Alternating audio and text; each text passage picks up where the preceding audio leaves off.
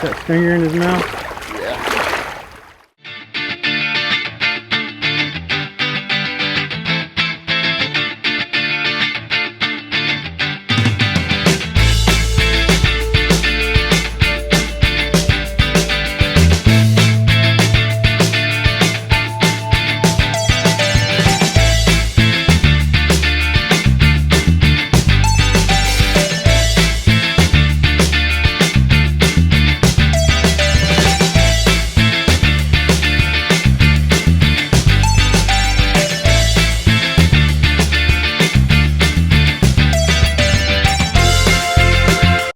What's going on, guys? So today I have a little treat for you guys. We're going to change up this video content a little bit. We're going to go chase some Oklahoma River monsters, and I got a couple of good buddies with me today, Kaleb Summers and Austin Sanders, and we're going to go try to see if we can't catch some of these big flatheads. So you guys know we had a lot of flooding in Oklahoma this year, and it is late July, but these flatheads are supposedly still supposed to be in the holes laying their eggs and doing their thing. So I'm going to let Kaleb talk about this noodling process we're fixing to handle. What's up, guys? This is Caleb Summers from the Brigade on the Outdoor Channel. If you guys watched that, we survived the wilderness of 4 provinces across Canada in a 28-day race. Got to the other end of it and we won. So doing this deal today about noodling, that was one thing that kind of made me who I am. This is Austin Sanders. He pig hunts a bunch. He takes me with him. So this is my turn to give back, and we're going to go out and learn how to noodle today. Monsters, big cats, that's what we're after. We're going into these holes. These fish swim into these caves, sometimes in doubles. They're laying eggs, they're protecting them, and anything that comes in that hole, they're attacking it to kill it. Namely, when you get your hand in there, they hit it real hard. They often talk about turtles and snakes. I wouldn't put my hand anywhere where I can't see. 2 fish ain't gonna share a hole with nothing but fish, and there'll only ever be 2. If a 3rd fish comes in, they kill it. Any turtle comes in, snake comes in, they kill it. That's, once again, when you put your hand in there, they'll try to kill you. So that's what we're after right here, and we've caught them as big as nearly 80 pounds. And that's what we're going after, to hit Oologah Lake and figure out if we can get into these caves and find some of these fish. All right, guys, so we just got to the first hole here on Oologah Lake. It's a nice day. It's like probably 85, 90 degrees. It's a sunny day, so I think we're gonna do good today. And got the master noodler here. He's been doing this ever since he was a kid. And I'm gonna let him explain about the process, because I know a lot of you guys probably don't know what noodling is, or you've never done it before. So I'm gonna let him talk about the process of doing it and all the rules and regulations here in Oklahoma. Live action. This is the tips and techniques part of this noodling deal. This is very important. You see this little stick right here? I like to use a bow fishing arrow. That's fiberglass. Got a lot of flex to it right here. This right here is a lifesaver. I call it the magic wand. You can swat horseflies with it, knock mosquitoes down with it. You can walk like a blind man underwater as your tap stick. It's a lot better to find a rock with the end of this than it is your shins, because mine look like hell right now because of it. Then when you think you find a hole with your foot, you move your foot up and down and you hold your breath, you go under, you grab that crevice that your foot just found. It could be the opening of a cave. And you take your stick right here and you slide under there like that. At that point, you blow your air out, you lay flat, and you run this stick. Now you're working it like an antenna. You're checking your horizontal and your vertical. You're looking for a horizontal. You got to think what a fish is going to lay in. He's going to want to get into something wide, and if he's got a vertical in there and it drops off in there about 1 foot, 2 foot right there from top to bottom, that's your vertical. A lot of times while you're working that antenna right there, you're going to feel something real slick. You're either going to feel the fish in there, or he's going to aggressively hit your stick and knock it right out of your hand. That's when you know for a fact you got a fish in there. You'll be able to learn the difference between a mossy rock, mud, silt, and fish. All this is done with an arrow. Like I said, you can kill snakes with this thing. I've killed snakes with it. You'll have an old cottonmouth come sliding right up here. You take your stick right up in there and you flip that cottonmouth as hard as you can up onto the bank, or you come across and hit him in the back of the neck, and you'll have a cottonmouth twirling around in the water with you right there. So you always want to keep a fiberglass with you.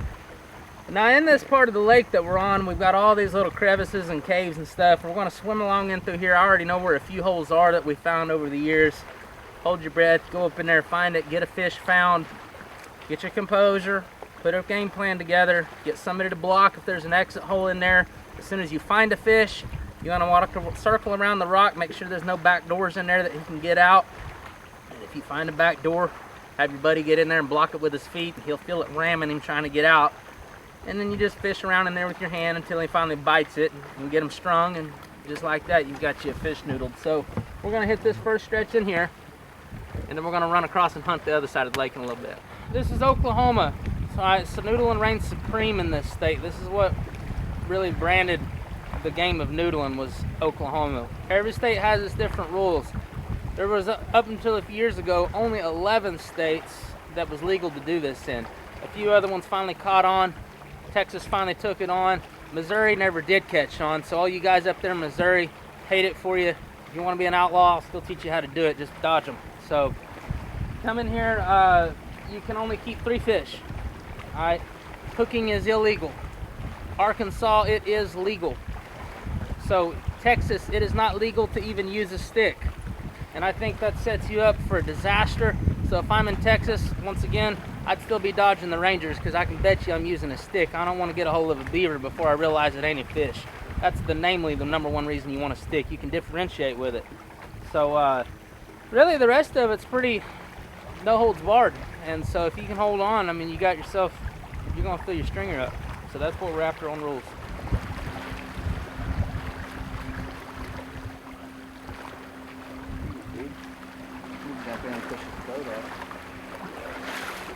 Hand me that orange stick.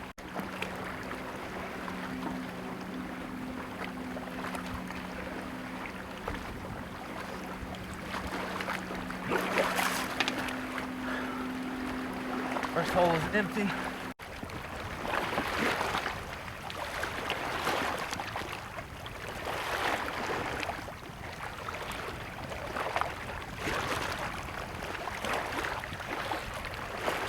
Found another arrow. I lost that the other day. Go back into it. Okay.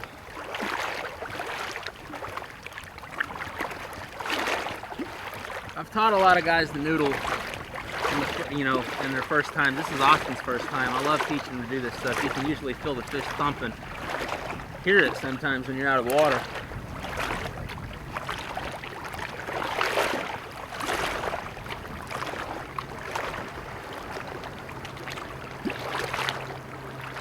I don't know why he's camping out so long. Did you feel it? You never felt the fish?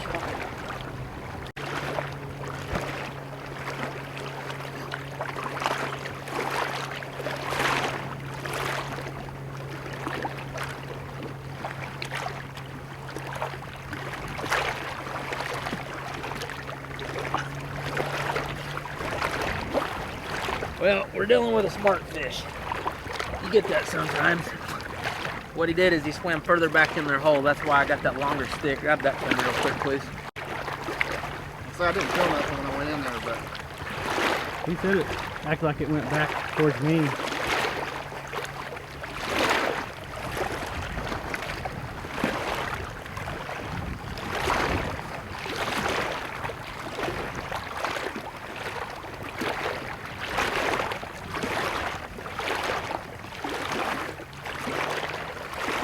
He's so far back there. I can tell by his mouth that he's a 20-pounder maybe. Did you touch him again with that? Yeah, but way back there. We got the fish found. We worked him up here to the front. So I'm gonna lay my stick down, get in there with a hand, see if I can't catch him.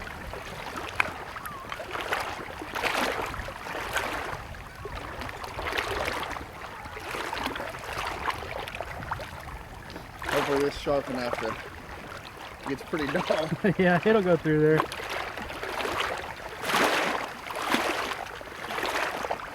All you're doing sharpening on that rock. That's what I was trying to do. It didn't work very good.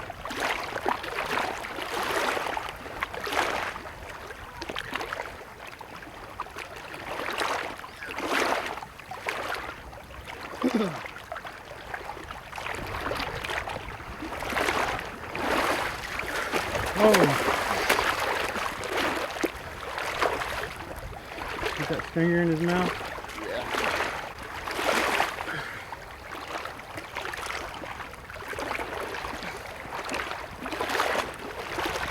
Go from the bottom up to the top. From the inside. Yeah.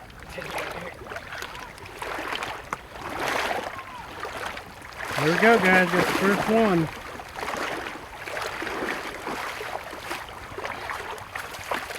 I was a little off. That's a 12 or 15 pounder. Nice little flathead there. Yeah, but these are perfect eating size, man. This is what you want to eat right here.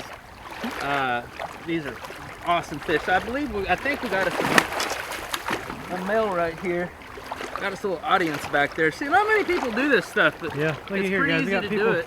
I want to watch because you gotta be a little bit crazy to get in here and do this. I mean, when you can't see what and you're holding your breath and you're kind of up in a cave, I mean, it's enough to freak anybody out. So we're gonna go back in there and see if we can find another one.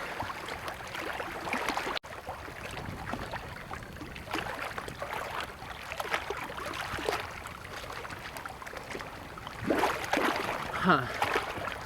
Damn.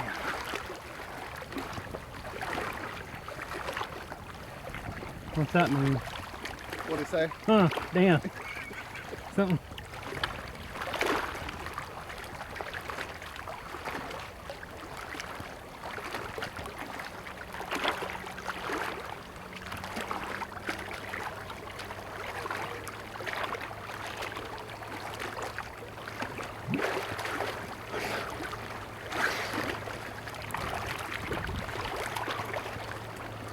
Nothing? All right, guys, so we pulled one flathead out of that hole. We're heading to the next one.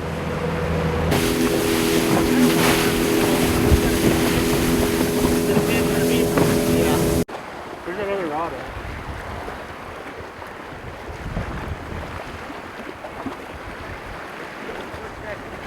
Like I said, the only thing I've really done is the ranch.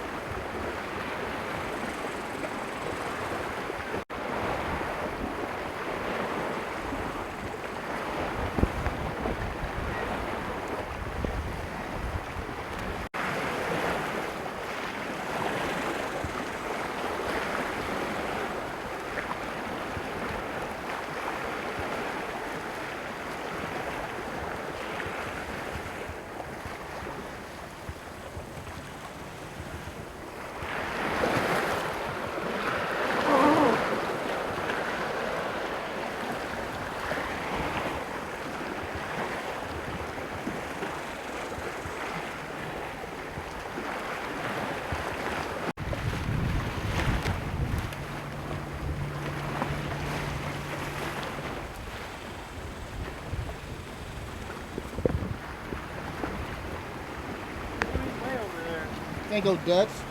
Can you do this? Has he ever done this? Huh? Think those Dutch has ever done I don't this? think so. No. He's way over around that point. You oftentimes wonder what is it you're running underneath the water. If you look up on the shoreline, you'll see what it looks like under the water. So Right. this water come off of this. And this right here is a prime example of a big cave system that you're gonna slide into. Now, a lot of times you find a big fish back up in something like this, I'm gonna hold your feet and I'm gonna shove you back up into this cave right here. And if you look way back up in You got here, in here? you get way back up in here and all this rock and this gravel. So imagine you're underwater right here and you're swimming up in here. This is dangerous because a lot of times you might not find the back of it. You really need to have a person with you. And then you'll take your stick right here. You go all the way back and there's a bed right here. There was actually a fish that bedded way back in here. I can see his bed right now. The water was receded off of this. But this is a cave system right here. You can see how easy it is a fish to get away from you because he might swim all the way over there and all these little tunnel systems in here. So a lot of times when I'm noodling, I'll find something like this. And you lose a fish or something or whatever, but this is what it looks like to get back up in there. This is what we're running underneath the water right now. We've been out in the water, water's come off of it, but it looks just like this right out where we was at.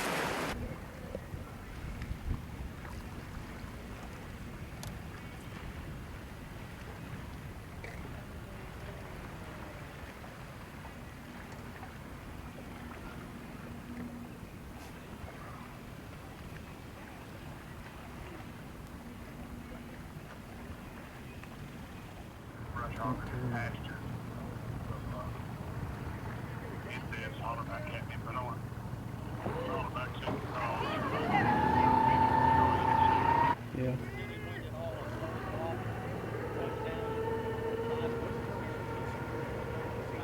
Pushed him.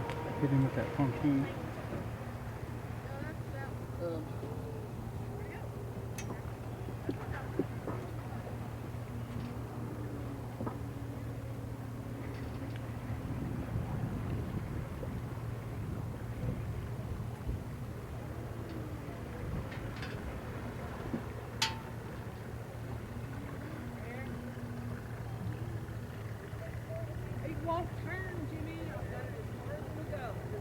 Just don't hit the throttle, whatever you do, just leave it right there.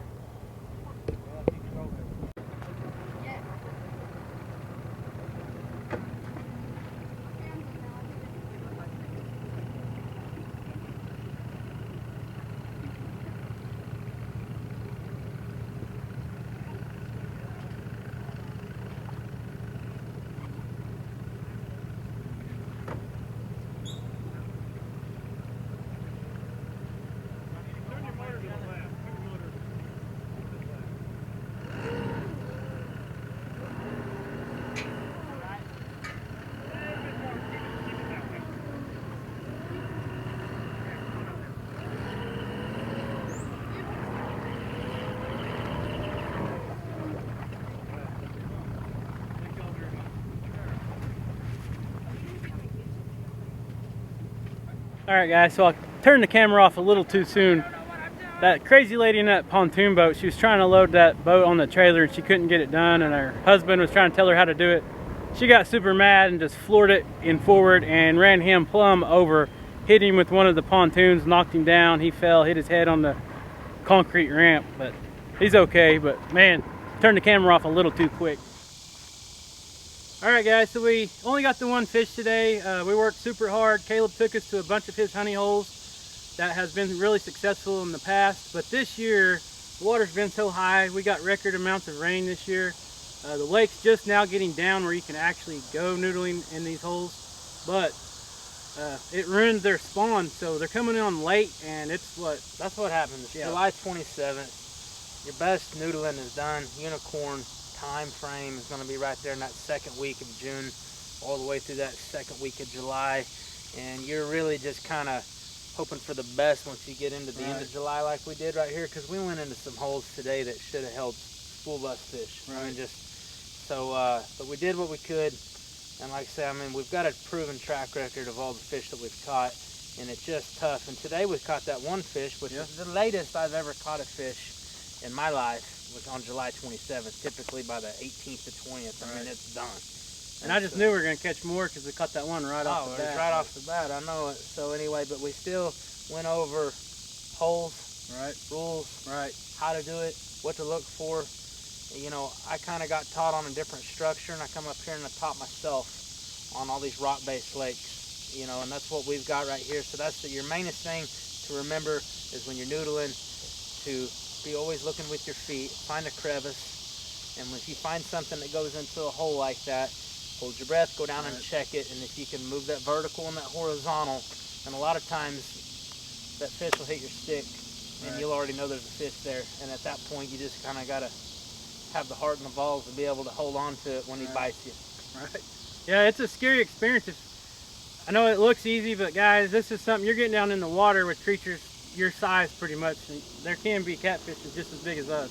So he knows what he's talking about, and he has proof behind it. He is the champion of, what tournament is that? Yeah, we won the Okie noodling tournament in 2012, and that one is what landed me on the map, and she weighed nearly 80 pounds, and she had just spawned, just lost her eggs. At that point, I know she had 8 to 10 pounds of eggs in her because I felt her nest. So I mean, we're talking close to 90 class fish. Hands down biggest fish I've ever caught. Huge. So anyway, like I say, I've got experience in this stuff. This will be probably this is my 10th year to noodle. Wow. So and I mean on the best water in the state of Oklahoma right here by the house. Sure. A lot of structure.